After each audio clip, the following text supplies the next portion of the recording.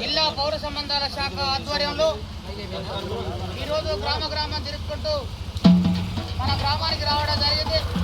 తెలంగాణ సాంస్కృతిక సారథి గురుకుంట్ల ఐలేజ్ కళా బృందం చేత మరి పరిసరాల పరిశుభ్రత పైన ఒక పాట రవీందర్ గౌడ్ నోట.